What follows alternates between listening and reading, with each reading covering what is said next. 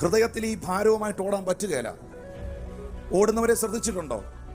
ഇന്ന് വരെ ഒരൊറ്റ ഓട്ടക്കാരനും ജീൻസും ഇട്ട് ബെൽറ്റും കെട്ടി കോട്ടും ഇട്ടുകൊണ്ട് ഓടി ജയിച്ചിട്ടില്ല.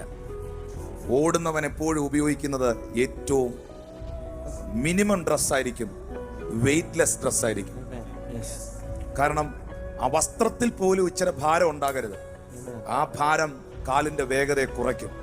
യേശു ഉയർത്തെഴുന്നേറ്റു എന്ന് മറിയം വന്ന് ശിഷ്യന്മാരോട് മുഴുവൻ ശിഷ്യന്മാരോടാ പറയുന്നേ. പക്ഷെ രണ്ടുപേര് ഇറങ്ങി ഓടി. ആരൊക്കെയാണ്? പത്രോസും യോഹന്നാനും. ബൈബിൾ പറയുന്ന ഇരുവരും ഒന്നിച്ചോടി. പറഞ്ഞു ഒന്നിച്ചോടി. ഹല്ലേലൂയ. പക്ഷെ ബൈബിൾ പറയുന്നു യോഹന്നാൻ പത്രോസിനേക്കാൾ മുൻപേ ഓടി, വേഗത്തിലോടി, ആദ്യം കല്ലറയ്ക്കലെത്തി. എന്റെ ചോദ്യം, സ്വഭാവം വെച്ചും ഓട്ടം വെച്ചും ഇത്രയും നാളത്തെ അനുഭവം വെച്ചും ആദ്യം ഓടേണ്ടത്, ആദ്യം എത്തേണ്ടത്, മുൻപേ ഓടേണ്ടത് പത്രോസാണ്. പക്ഷെ പുള്ളി പുറകിലായി പോയി. കാരണം എന്നാന്നറിയാവോ? ഒന്നിച്ചങ്ങോട്ട് ഓടാൻ തുടങ്ങിയപ്പം ആരെയാ കാണാൻ പോന്നേ?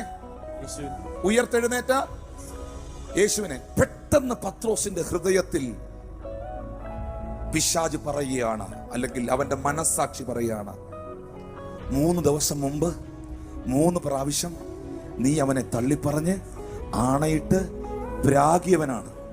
അന്നേരം അവൻ നിന്നെ സൂക്ഷിച്ച് നോക്കിയായിരുന്നു.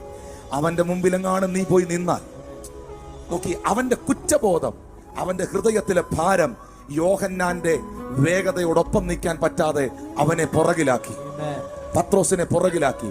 എന്നാൽ പിന്നത്തേതിൽ അവൻ ഓടി എങ്ങനെയോ കല്ലറയ്ക്കലെത്തി. ഇന്ന് ഇവിടെ ഇരിക്കുന്നവർ പറയുന്നു, ജീവിതത്തിൽ സംഭവിച്ച എന്തെങ്കിലും പാപങ്ങൾ, എന്തെങ്കിലും വീഴ്ചകൾ, എന്തെങ്കിലും കുറവുകൾ, വന്നുപോയ എന്തെങ്കിലും തെറ്റുകൾ നിന്റെ ഓട്ടത്തെ കുറച്ചിരിക്കുന്നെങ്കിൽ കർത്താവ് നിന്നോട് പറയുന്നു, I am understanding you, I need you. ഞാൻ നിന്നെ മനസ്സിലാക്കുന്നു, നിന്നെ എനിക്ക് വേണം. പത്രോസേ, ഞാൻ നിന്നെ കളയത്തില്ല, നിന്നെ എനിക്ക് ആവശ്യമുണ്ട്, നിന്നെ എനിക്ക് വേണം. നിന്റെ ജീവിതത്തിൽ എന്തെങ്കിലും പാപങ്ങൾ, നിന്റെ ജീവിതത്തിലെ എന്തെങ്കിലും ഭാരങ്ങൾ നിന്റെ ഓട്ടത്തിന്റെ വേഗതയെ കുറച്ചെങ്കിൽ ആത്മാവ് നിന്നോട് പറയുന്നു, നിന്റെ സ്പീഡ് അവൻ കൂട്ടാൻ പോവുകയാണ്, നിന്റെ വേഗത അവൻ വർദ്ധിപ്പിക്കാൻ പോവുകയാണ്. യേശുവിന്റെ നാമത്തിൽ പ്രവാചകൻ പറയുന്നു, എന്റെ ശത്രുവായവളെ, നീ എന്നെ ചൊല്ലി സന്തോഷിക്കണ്ട, ഞാൻ വീണുവെങ്കിലും വീണ്ടും എഴുന്നേൽക്കും.